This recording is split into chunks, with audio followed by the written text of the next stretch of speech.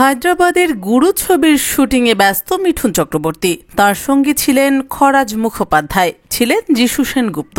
শুটিংয়ের মাঝেই একদিন মিঠুনের ছেলের জন্মদিন। মহাগুরু প্ল্যান করে বসলেন ছেলের জন্মদিনে একটি বড় পার্টি দেবেন, আর সেই পার্টি আয়োজনের পুরো দায়িত্ব দিলেন খরাজ মুখোপাধ্যায়কে। কে কে আসবে তার সব ঠিক করবেন খরাজ।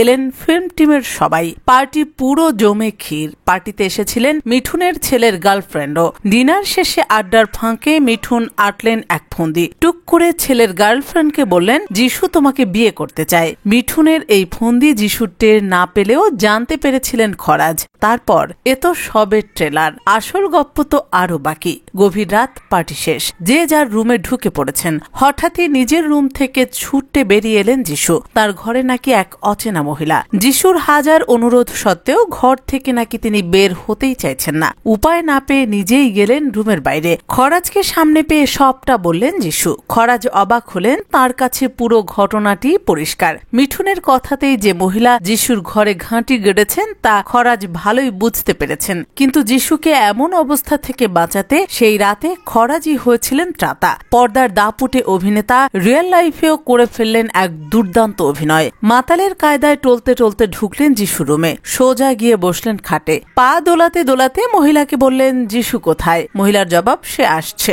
ব্যাস, তারপরই মহিলাকে রুম থেকে তাড়াতে খরাজের মাস্টার স্ট্রোক। বমি করার অভিনয় করতেই মহিলার দে ছুট। সেদিন যিশুকে এমন ভাবেই বাঁচিয়ে দিলেন খরাজ। তবে মিঠুনের এমন মজার কাণ্ডে হেসেও ছিলেন পরে। খরাজের কাছে মিঠুনদা সুপারস্টার হলেও মাটির মানুষ ও বড্ড মজার মানুষ। তার প্রমাণ এই ঘটনাই।